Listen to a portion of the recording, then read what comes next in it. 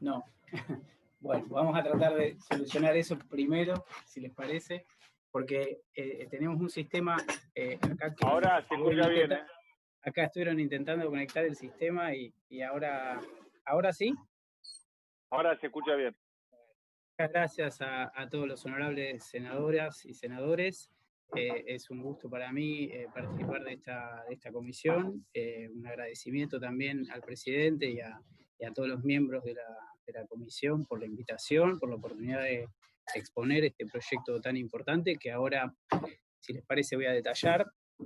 Como les contaba, acá me acompaña Ramiro Tose, su secretario de Financiamiento, también de la Secretaría de Finanzas de la Nación, y Rodrigo de la parte de las relaciones institucionales. En algunos minutitos más también se sumará, como decía el senador Caserio, Sergio Chodos, el representante argentino en el Fondo Monetario. No sé a quién tendría que pedirle que tal vez, si fuera tan amable, pusiera la presentación en la pantalla. Rodrigo, esto lo arreglaste con Pablo. Con Pablo. Pablo. Bueno, ¿todos pueden ver entonces la presentación en este momento? Y está perfecto, Diego. Perfecto. Bueno, entonces si les parece, damos inicio. Nosotros tenemos una presentación que nos gustaría detallar con algo de tiempo. Ustedes nos irán marcando también un poco cuáles son las restricciones con las que los senadores tienen hoy en día y el tiempo que disponen, y vamos viendo, y cualquier cosa posteriormente damos lugar a alguna ronda de preguntas y comentarios. Si les parece, comenzamos entonces con la presentación de este proyecto de restauración de la sostenibilidad de la deuda pública emitida bajo ley local, ley argentina. Hay una serie de antecedentes legales que a nosotros nos gustaría brevemente sintetizar, ¿no? Nosotros allá por el mes de diciembre le solicitamos al Honorable Congreso de la Nación la ley 27.541 de Solidaridad Social y Reactivación Productiva, donde se declaró la emergencia pública en materia económica y financiera, entre otros aspectos, y se estableció un primer principio para asegurar las condiciones de sostenibilidad para las operaciones que se efectuaran en materia de deuda pública nacional. Se estableció un principio allí en esa ley, acompañada por los senadores también, en el cual esos principios de sostenibilidad se hacen en un marco de coherencia con los principios de recuperación de la actividad productiva y la recuperación también de los indicadores sociales básicos. En el mes de febrero, el Congreso también aprobó la ley 27.544, restauración de la sostenibilidad de la deuda pública emitida bajo ley extranjera.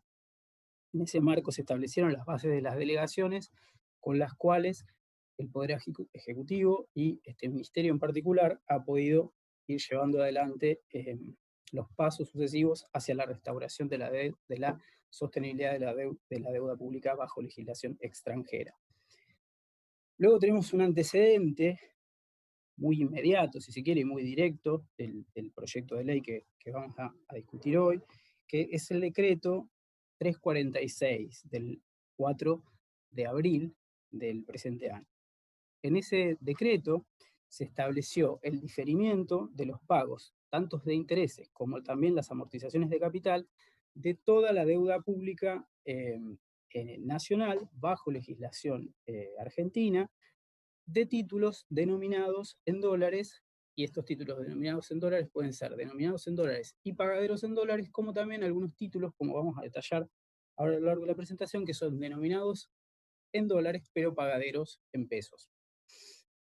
En principio, en ese decreto se estableció el diferimiento de pagos hasta el día 31 de diciembre del corriente año, ¿sí? Eso, entonces, el decreto 346, que se vincula muy directamente con esta ley con la que vamos a trabajar hoy. Luego tenemos el decreto 391, que también es otro hito importante en el marco normativo que nos hemos ido dando a lo largo de este año, donde se aprueba la reestructuración de los títulos de la República Argentina emitida bajo ley extranjera mediante una invitación al canje de títulos en términos, alcances y condiciones que se detallaron oportunamente en esa propuesta, en particular en lo que se conoce como el suplemento de prospecto, que es el documento que detalla todas las condiciones legales, técnicas, económicas y financieras de la operación. Y en esa oportunidad entonces se brindó una cantidad de títulos que ingresaban a esa oferta de canje y se establecieron también las bases para la emisión de los nuevos títulos.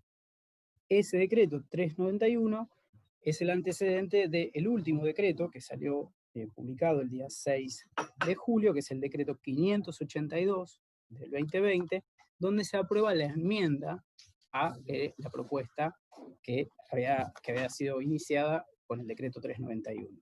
Ese decreto 582 ustedes lo van a ver referenciado en un par de lugares de la ley. ¿Por qué? Porque es el decreto que de alguna manera establece el marco de lo que es la oferta vigente que tiene la República hasta el día 4 de agosto, y sobre esa base nosotros hemos planteado los términos y condiciones en un marco y en un contexto de equidad con el tratamiento de la ley local para lo que es esta operación que hoy venimos a pedir autorización para poder realizar al Honorable Congreso de la Nación.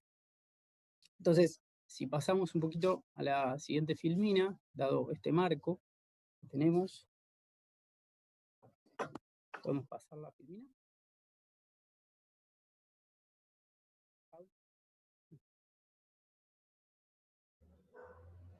Ahí está, muchas gracias. Bien, entonces, algunos aspectos que resumen la propuesta, ¿no? La propuesta tiene un proyecto de ley que son 8 artículos, más una serie de 3 anexos, que ahora vamos a detallar. Pero haciendo un primer resumen.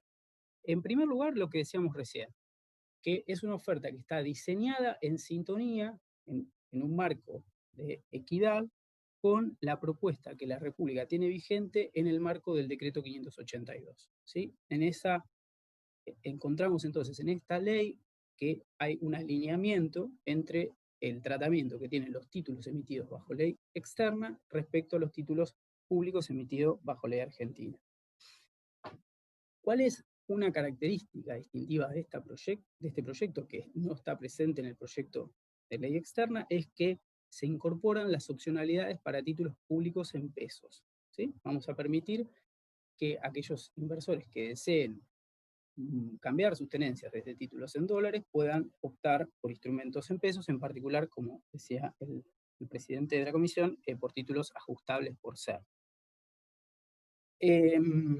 Bien, ¿cuáles son los títulos que entran bajo esta ley? Esto está detallado en el primer anexo del proyecto, ahí van a encontrar la lista completa de títulos que se plantean para esta reestructura, y son títulos denominados en dólares, como decía, y algunos títulos denominados en dólares, pero pagaderos en pesos.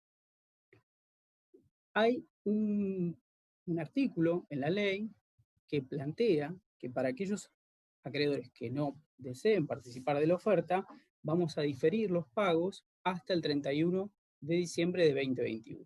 ¿Sí? Entonces, el diferimiento que teníamos hasta el 31 de diciembre de 2020, en aquellos tenedores que no deseen ingresar en esta oportunidad a esta operación, van a tener sus pagos diferidos hasta el 31 de diciembre de 2020. Ahora les voy a explicar un poquito cómo es un poco el mecanismo de incentivo que tenemos pensado para que esta no sea efectivamente la opción elegida y que la mayoría de nuestros acreedores opten por participar en el canje en alguna de sus modalidades. Bueno, hay una autoridad de aplicación, que es el Ministerio de Economía. Obviamente la Secretaría de Finanzas va a tener un rol importante en lo que va a ser la ejecución de esta operación. Si quieren, en algún momento podemos también pelotear un poquito preliminarmente qué es lo que estamos pensando para la parte operativa de esta operación, que aspiramos a que sea muy rápida, y bien el Congreso nos dé la autorización para efectuarla.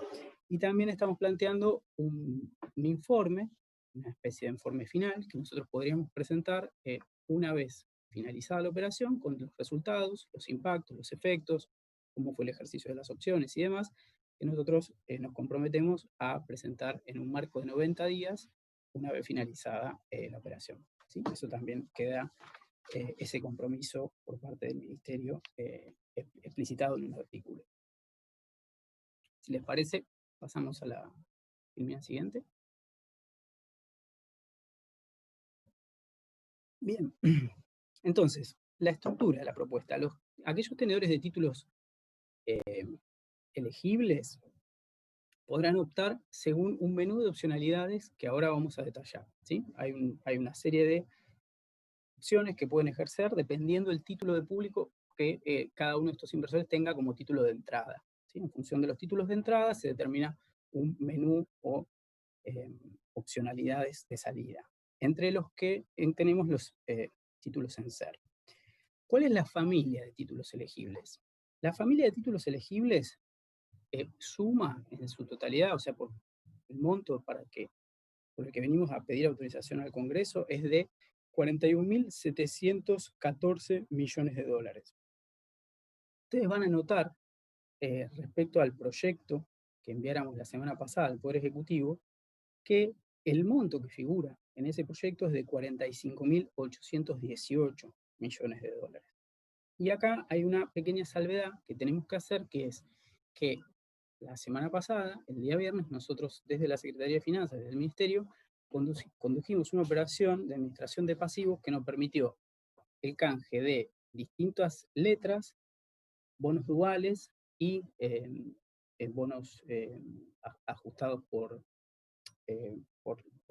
dólar, y también dos notas que son las LELINKs, que son parte de esta reestructura, que fueron especificadas por un total de 4.108 millones de dólares. ¿Sí? Entonces, nosotros, desde que mandamos el proyecto hasta el tratamiento, hicimos esta operación que reduce en estos 4.108 millones el monto total de la operación que efectuaríamos respecto al canje. Cuando vamos a el desglose, ¿cómo es la composición de estos 41.700 millones? Bueno, tenemos bonares, bono dual, también conocido como F20, bontes y letras denominadas y pagaderas en dólares, que son las conocidas LETES, también dentro de la reestructura, y dos letras que son las LELINKs, que son de letras en dólares al 4,5%, que son pagaderas en pesos. Ese universo de deuda hace un total de 31.159 millones de dólares. Y luego tenemos los viejos conocidos, que son los bonos discount y par, que fueron emitidos en oportunidad de los canjes de 2005 y de 2010. El stock de bonos de lo que fue esa reestructura alcanza los 8.555 millones de dólares. Entonces, ahí tenemos la composición. Ahora vamos a ver, cuando veamos el desglose de cómo es el tratamiento de estos instrumentos, que dependiendo cuál es el instrumento, es el bono que tiene como opción de salida. Hay otro tema interesante y que también se hace en el marco de la asimetría, con lo que ha sido la propuesta de la República para los tenedores bajo ley extranjera, que es qué hacemos con los intereses devengados, porque como comentábamos, nosotros hasta el 31 de marzo, la administración actual continuó haciendo pagos de deuda de distinto tipo de instrumentos, y ya el 6 se tomó esta decisión sobre el diferimiento, ¿no? Entonces, dependiendo de la fecha original de cada uno de estos instrumentos, de las fechas de vencimiento y los pagos, que típicamente son pagos semestrales, se va acumulando una cantidad de intereses que fueron diferidos. Eso ocurre lo mismo en el marco de la ley externa, y nosotros lo que hemos planteado en esta reestructura y en esta ley es el mismo tratamiento: reconocer esos intereses, reconocerlos a partir de la emisión de un nuevo título. Ese nuevo título es un título con vencimiento 2030, un vencimiento de mediano plazo, podríamos decir, que se haría en 8 cuotas amortizables, ¿sí?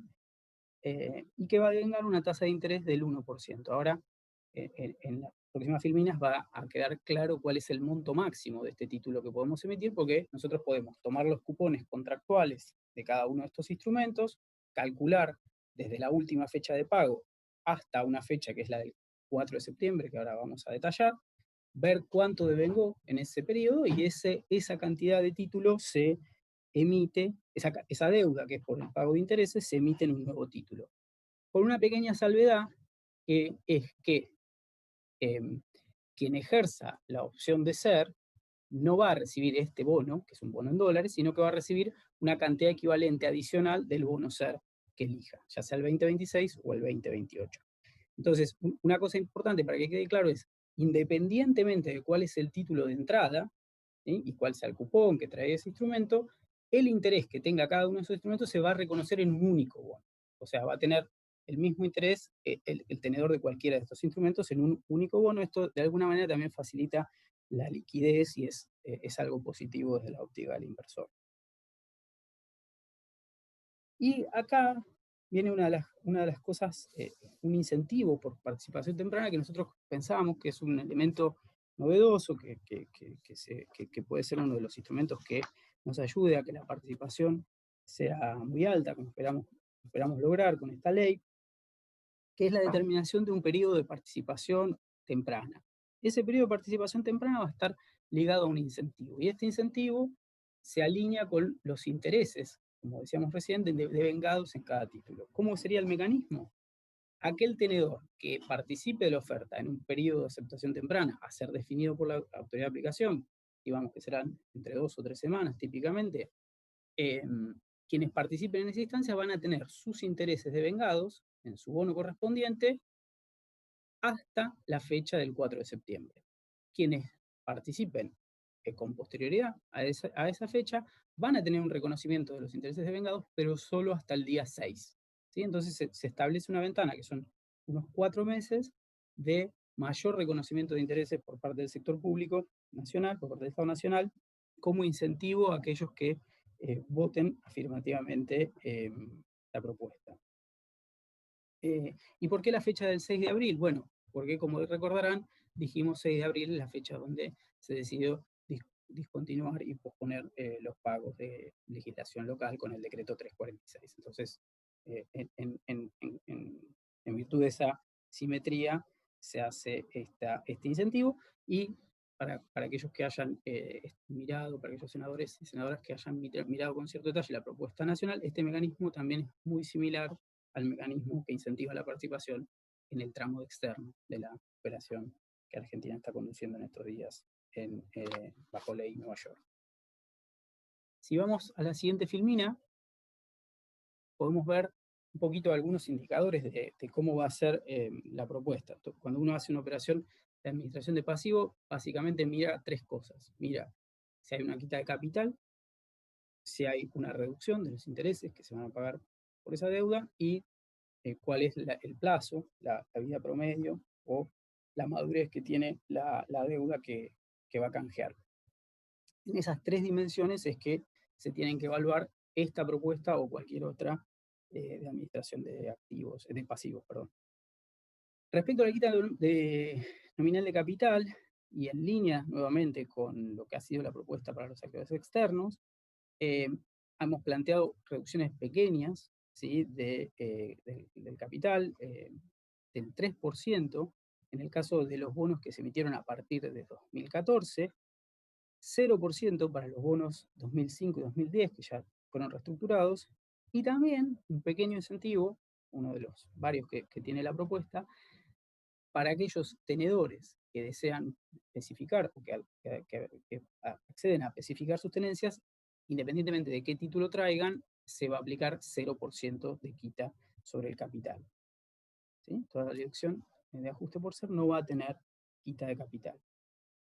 El otro incentivo, si se quiere, a la especificación es el hecho de que van a poder cobrar un poco antes, ¿sí? Porque van a ser títulos más cortos en promedio que los demás.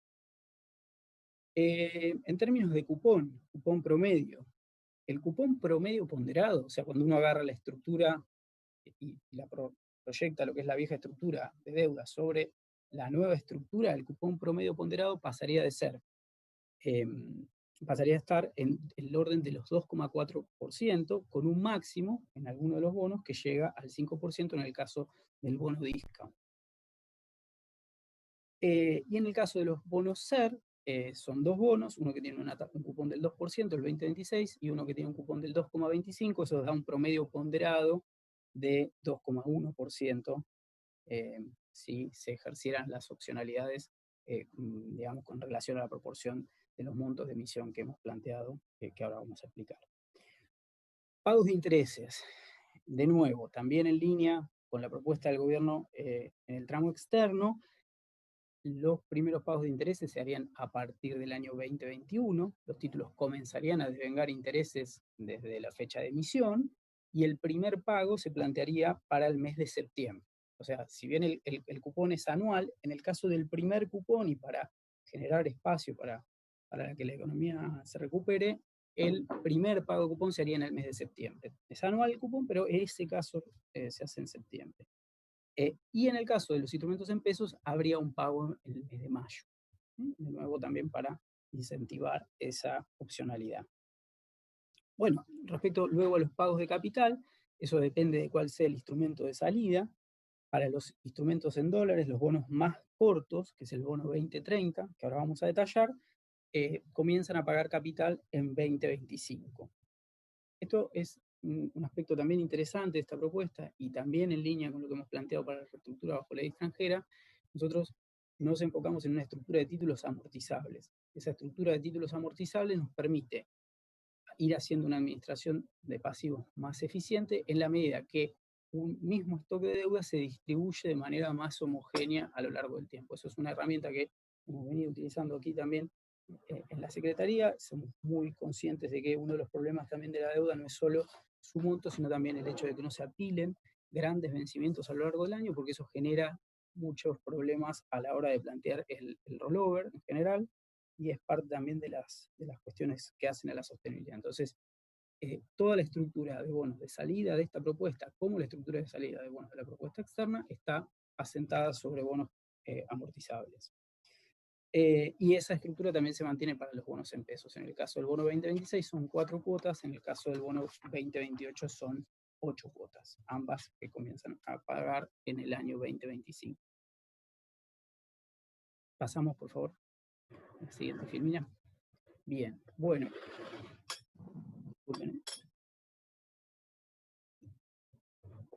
Aquí hay un pequeño detalle para que todos los senadores y senadoras tengan claro cuál es exactamente el instrumento, el set de instrumentos, el conjunto de instrumentos que nosotros estamos incluyendo en esta ley.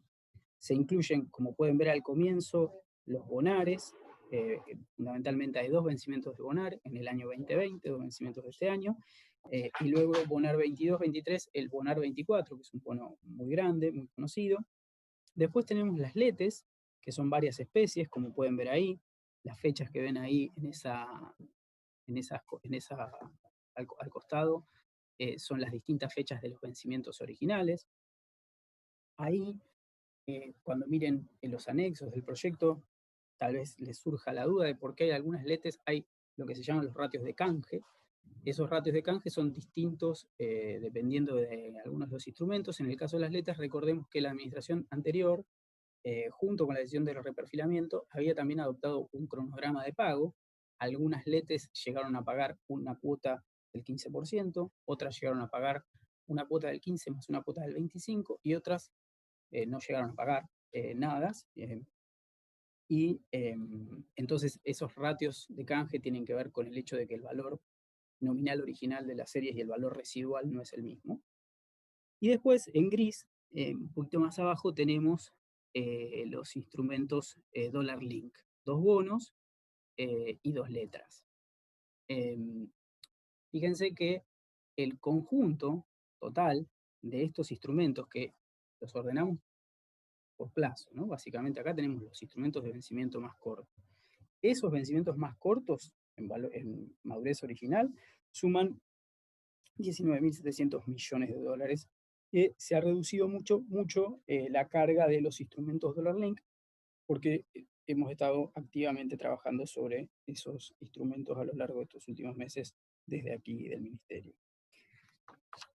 Si vamos a la página siguiente, de estos 41.000 y pico de millones que hablábamos, 13.000 corresponden a los bonares más largos, ¿sí? Los bonares más largos, que son 2025, 2 bonos, 2027 y 2037.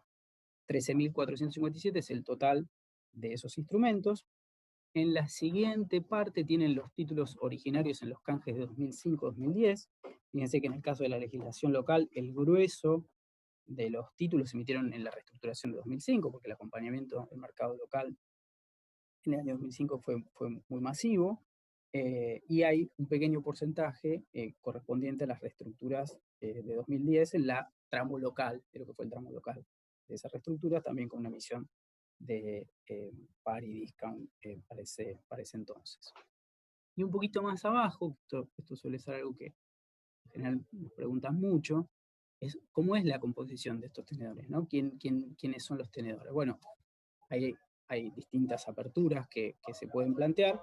Una apertura bastante obvia es la apertura entre el sector público y el sector privado. Fíjense que aproximadamente el stock de 42.400, hay un 56% en manos del sector privado y hay un 44% en manos de distintas agencias del sector público, ¿sí? Perdóname, Diego, un momentito, por favor. Tenemos algún micrófono abierto de algún senador y se está filtrando mucho ruido y no escuchamos bien. Les pido a todos los senadores y senadoras, por favor, que revisen el cierre de sus micrófonos. Muchas gracias. Gracias, presidente. Bueno, entonces hay una pequeña apertura entre el sector público y privado. Obviamente esto puede ser enriquecido, ver distintos tipos de actores, hay segmento local, si hay bancos, si hay compañías de seguro, todas esas cosas son también cosas que podremos discutir a lo largo de cuando esta operación vaya ocurriendo. La siguiente, Filmina, no se asusten, por favor, no es muy compleja. Básicamente acá nos planteamos, para que quede claro de una manera gráfica, o hemos tratado de hacerlo lo más gráfico posible, cuál es el menú de opcionalidades que al que los distintos inversores van a poder acceder. Si se fijan, hay tildes y casillas pintadas en celeste. Eso significa opciones a las que los inversores van a poder acceder, y otras cruces que son opciones que no van a estar disponibles. ¿Esto por qué se hace de esta manera? Bueno, se hace de esta manera para preservar el marco de sostenibilidad y lograr una adecuada distribución de los vencimientos en el tiempo. Obviamente no sería conveniente pasar toda esta deuda a corto plazo, hay que ir manteniendo un razonable equilibrio. Entonces, ¿cuál es el principio de equilibrio que nosotros buscamos?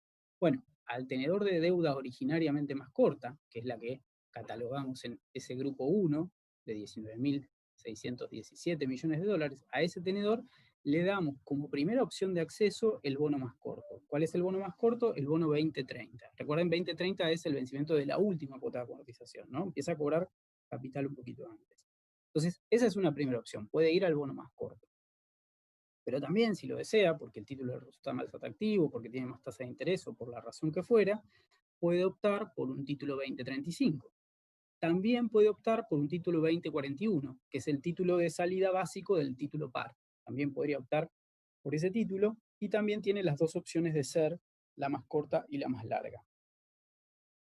Para los bonos del grupo 2, que son los bonos denominados en dólares y pagaderos en pesos, la opción, por default, va a ser la opción de especificación de esos títulos hacia instrumentos en ser.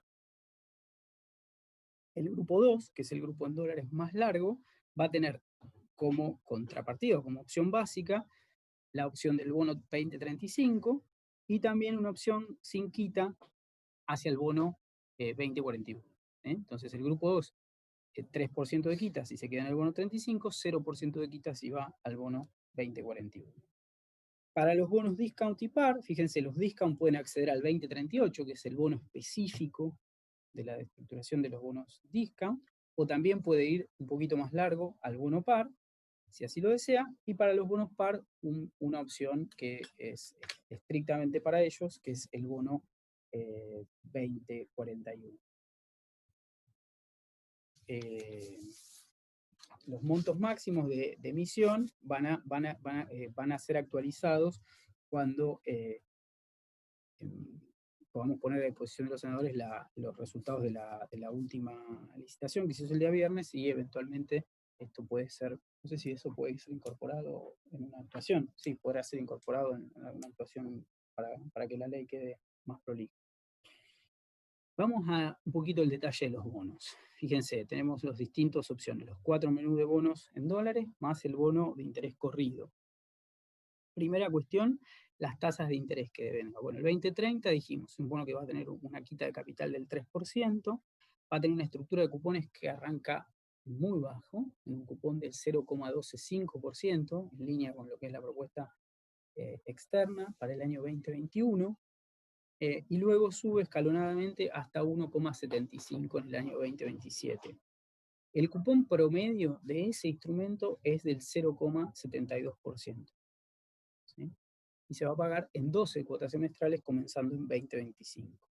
El segundo bono, el bono 2035, también tiene una quita del 3% de capital, también arranca con una tasa del 0,125% en el primer año y sube también de manera escalonada hasta un máximo del 5%. En este caso, fíjense que el pago de capital comienza en el año 2031, o sea, un poco lo que les contábamos de que el diseño de lo que hemos intentado hacer aquí desde el Ministerio es calzar estos vencimientos. Entonces, cuando termina de pagar el bono corto, comienza a amortizar el bono que es un poquito más largo, ¿sí? Eso permite que el perfil se distribuya más homogéneo a lo largo del tiempo. El cupón promedio de este segundo bono es del 3,71%. El tercer bono es el bono correspondiente a los títulos discount, tiene una estructura de cupones que también llega hasta el 5%, un cupón promedio un poquito más alto del 4,24%, el bono par también con una tasa máxima del 4,47 octavos y un cupón promedio de 3,73%, y luego el bono de interés corrido para todos los pagos de todos los intereses corridos, con un cupón del 1% anual, pagadero desde 2027 en 8 cuotas semestrales. Para aquellos acreedores que quieran ir hacia las opciones en pesos, se plantean 2 bonos de salida posibles, con caps, con límites, 0% de quita en esos casos, 2% en el bono más corto, 2,2 y un cuarto para el caso del bono 2028, 4 y 8 cuotas respectivamente, pagaderos interés desde 2021 y capital desde 2025. Y para el bono de interés corrido, en este caso, no vamos a dar un nuevo bono, sino que vamos a dar el incremento correspondiente por la parte correspondiente a los intereses. Pasamos. Bien. Interés acumulado. Bueno, esto ya lo expliqué un poquito en antelación. Todos los títulos, todos los tenedores de títulos van a tener derecho a tener su interés corrido hasta el día 6 de abril. Hay que hacer una salvedad ahí con el caso de las LETES, porque estas LETES fueron emitidas por la Administración del Interior a descuento. Esto significa que la tasa de interés estaba implícita en el precio, con lo cual, al momento del diferimiento ya no estaban devengando nuevo interés. Entonces, hecha esta salvedad, para el resto de los instrumentos se respeta el cupón contractual y se calcula el interés hasta el 6 de abril, y eso lo van a recibir todos los tenedores. Pero aquellos que participen en el periodo de aceptación temprana van a tener derecho a también los intereses hasta el día 4 de septiembre. Una particularidad de esta reestructura, que está volcada en uno de los artículos, ahora no la leo. Ahora, ¿cuál es la autoridad de operación? Una particularidad que está volcada en el artículo 3. ¿Sí? En el artículo 3 nosotros prevemos un mecanismo a través del cual pensamos también se van a poder evitar litigios, que a veces son una consecuencia no deseada de estas operaciones de canje, gente que por alguna razón no puede ingresar, porque no se enteró, porque no llegó a tiempo, porque los bonos estaban en una sucesión, porque la razón que fuera. Hay mucha gente que muchas veces tiene voluntad, pero por distintas razones no llega a ser efectiva la orden.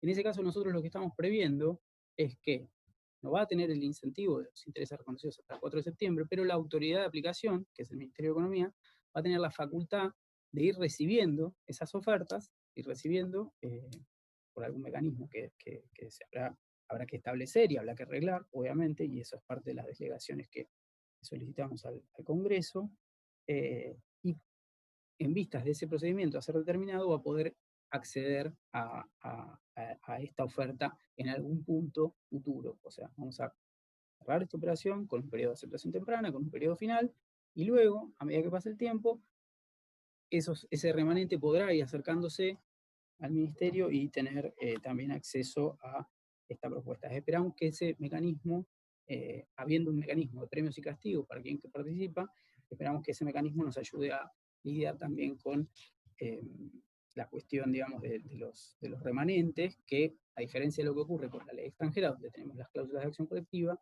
ese mecanismo no está vigente en nuestro marco legislativo, con lo cual tenemos que ir lidiando con estas situaciones.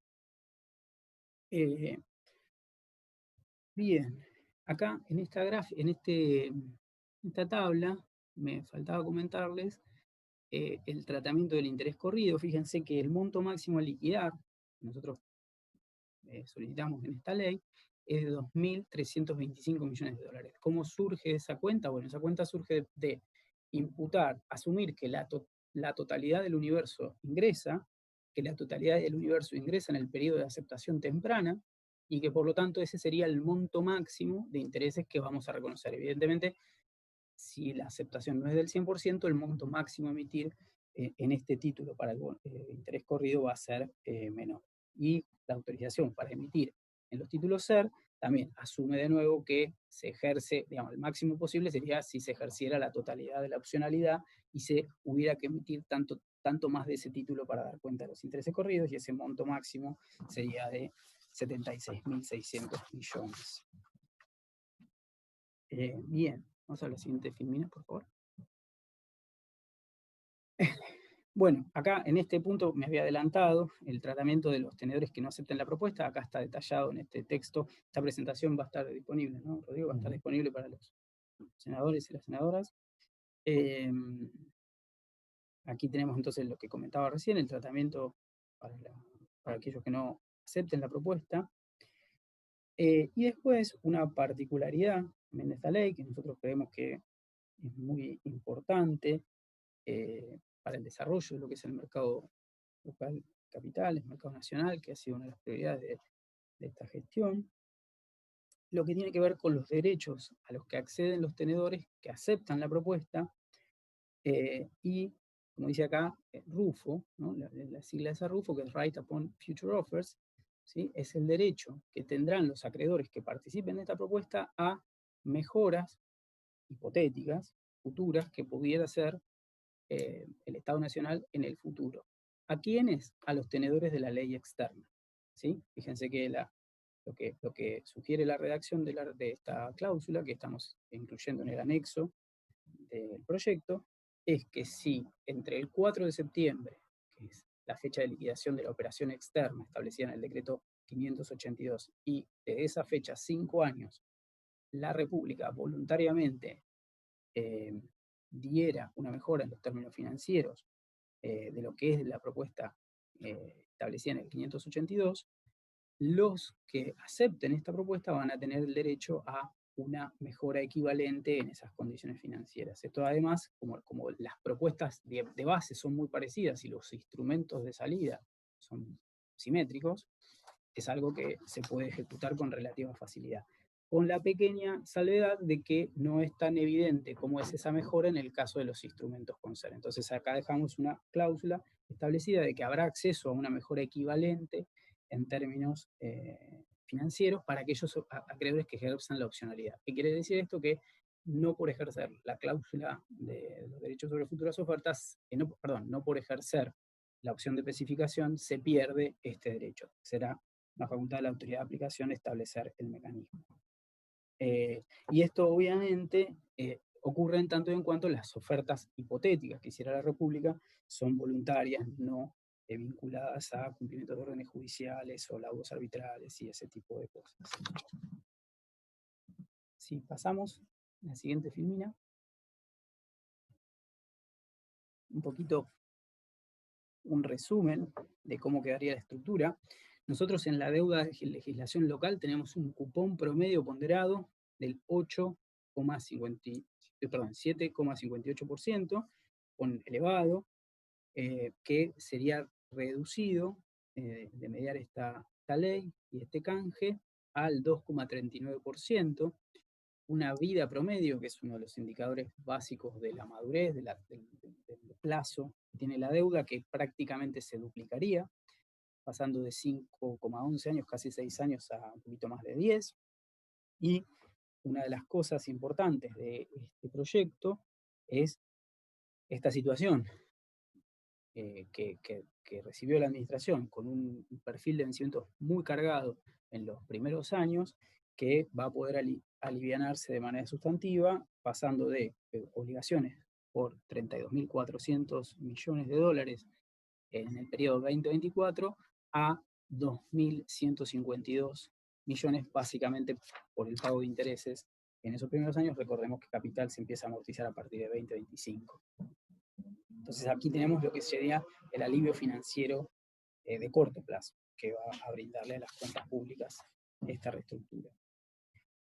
Si pasamos a la filmina siguiente, tenemos el detalle de la estructura de vencimientos, cómo estaba al mes de diciembre y cómo quedaría con esta operación. Fíjense que aquí en las líneas azules tenemos lo que eran los pagos originales, muchos vencimientos, recuerden, había dos bonos, el AO20 y los dos bonares 2020, y bueno, y todas las letras que hacían estos casi 12.000 millones de dólares en el año 2020, los pocos pagos que habría que hacer hasta 2024, y después, si lo notan, a partir de 2025 ya hay un escalón, en ese escalón empezamos a amortizar capital del bono más corto, ¿sí?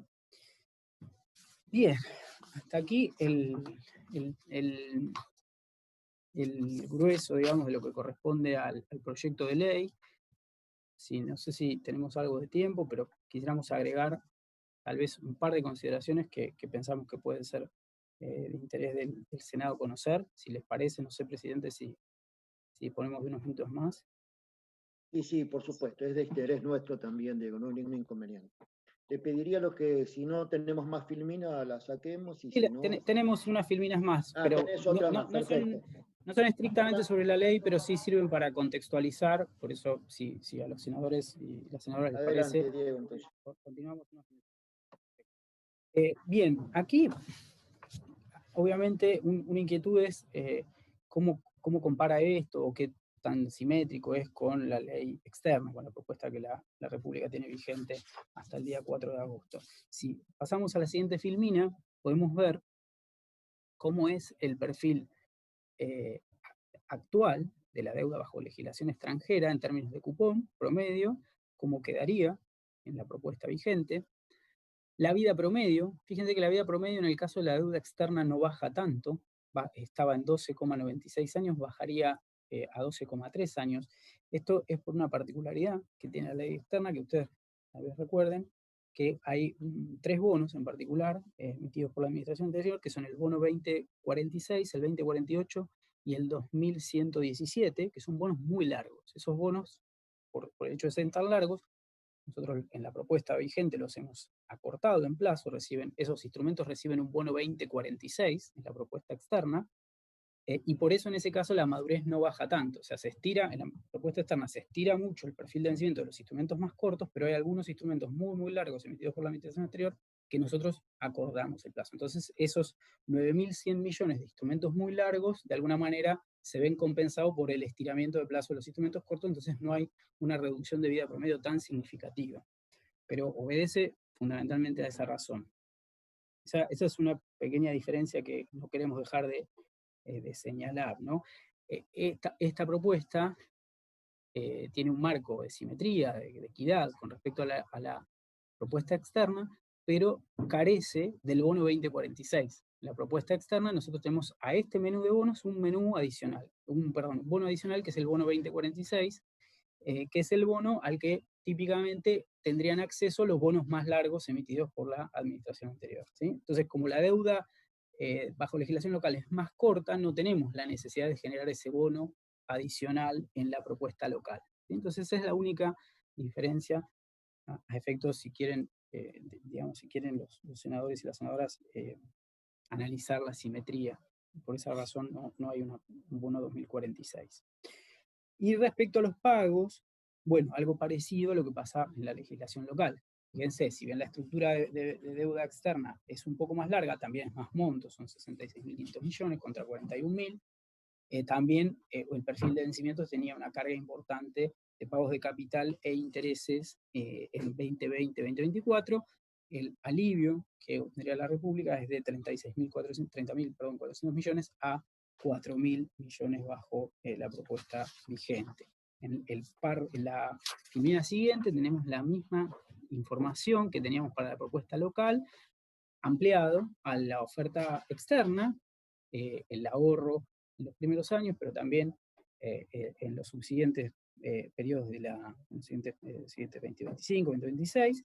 Y si se fijan, la siguiente filmina es interesante porque de alguna manera nos permite juntar las dos reestructuras, la reestructura externa en simetría con la reestructura local, y aquí tenemos entonces cómo queda el perfil de vencimientos, líneas azules intensas para lo que había sido la situación a diciembre del año pasado y cómo quedaría con posterioridad a las reestructuras. ¿Sí? Sí. Por último, un poquitito, y también para contextualizar, hay algunas gestiones adicionales que de alguna manera el Ministerio ya ha venido efectuando respecto a restablecer condiciones de normalidad en los mercados de deuda en general. En particular, lo que ocurrió con la deuda pública bajo legislación local en pesos. Si pasamos a la siguiente filmina, vamos a poder apreciar un poquito cómo es la estructura de la tenencia total de deuda. Acá, estos números a veces son un poco más complejos porque empezamos a incluir otras cosas que no son necesariamente bonos e instrumentos, que es lo que estamos aquí trabajando. Estamos incluyendo aquí los multilaterales, alguna deuda intrasector público que no está siendo parte de esta operación. Entonces, fíjense que el biverso del endeudamiento del sector público nacional, que a diciembre de 2019 totalizaba 323.000 millones de dólares, de alguna manera, en la actualización más reciente se compone un 14% con la deuda del Fondo Monetario, casi un 10% con otros organismos multilaterales y bilaterales, deuda bajo legislación extranjera, 21%, o sea, esto es lo que nosotros, por ahí es lo que más se discute, pero si se fijan, no es la porción más sustantiva de la totalidad de la deuda. Deuda bajo ley local en moneda extranjera, que es del 34%, pero como decíamos, no toda esta deuda corresponde a la deuda que está alcanzada por este proyecto. Y después también una parte importante de nuestra deuda, que es deuda en pesos. ¿Sí? Esta deuda en pesos representa el 22% de la deuda total. Eso incluye instrumentos y también financiamiento de intersector público. Si pasamos a la siguiente filmina, una de las cuestiones que nosotros hemos venido desarrollando aquí en el Ministerio durante estos meses es incrementar, digamos, en primer lugar, mantenernos performing, mantenernos pagando la deuda denominada en pesos, y eso ha logrado incrementar la participación total de la deuda en pesos como porcentaje de la deuda total, pasando del 14,4% al 14,9%. Si vamos a la filmina siguiente, podemos ver esa deuda básicamente no va a ser reestructurada porque las operaciones de administración de pasivos que hemos venido desarrollando desde el Ministerio nos permiten mantenernos pagando esa deuda y renovando en la medida que se van venciendo estos instrumentos. Fíjense que cuando nosotros comenzamos la gestión, allá por diciembre, enfrentábamos un panorama donde teníamos los vencimientos que se ven con las líneas grises, particularmente en el primer semestre, hasta el mes de julio, teníamos vencimientos muy grandes, con un pico muy fuerte en el mes de abril, de casi 500.000 millones de pesos. Las líneas celestes es como hemos ido logrando de alguna manera desplazar esa gran cantidad de vencimientos que había en el corto plazo y distribuirla más homogéneamente, no solo en lo que resta del año, que es lo que se ve en esta filmina, sino también con algunas operaciones que hemos logrado extender plazos 2021, 2022, 2023 y 2024. En particular, fíjense, la siguiente Silmina, hay algún detalle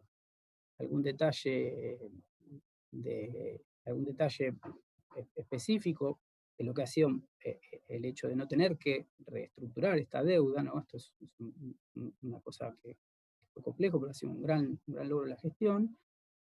Aquí tenemos cómo comenzó ese ratio de renovación, de vencimientos entre enero y febrero, y cómo con los sucesivos meses y en la medida que esta agenda fue permeando en el mercado de capitales locales, cómo se ha podido incrementar el ratio de renovación, en particular llegando al segundo trimestre de este año, con la posibilidad de obtener financiamiento neto del sector público en el contexto de pandemia. Esto es un aporte, digamos, importante para las finanzas públicas, y esto también tiene otro correlato, no exclusivo, pero que es también que mantenernos pagando la deuda en pesos también ha sido una fuente de financiamiento muy importante para muchas de las provincias de la nación en este contexto tan complejo que nos toca atravesar. Entonces, es una suerte, digamos, hoy tener que venir a discutir este proyecto con una parte de esta situación heredada, de alguna manera ya en vías de una resolución definitiva. Y como última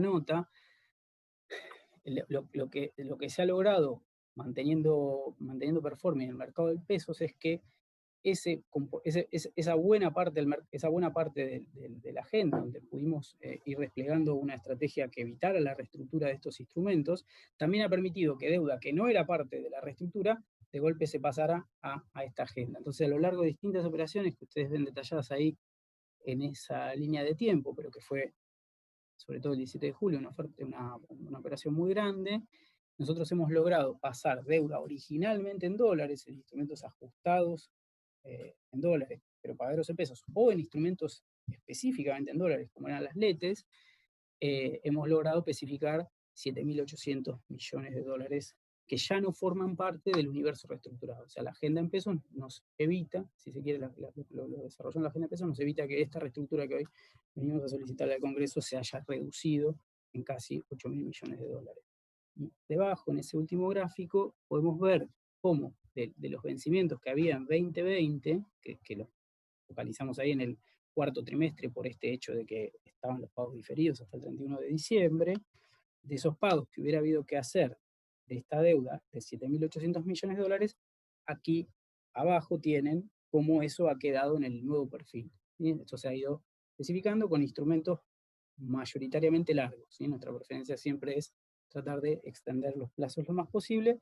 Hay unos 380 millones de dólares que habría que pagar el año que viene, pero que obviamente si la agenda se mantiene se podrán refinanciar llegado el momento, y el grueso de esos vencimientos pasados hacia 2023 y 2024.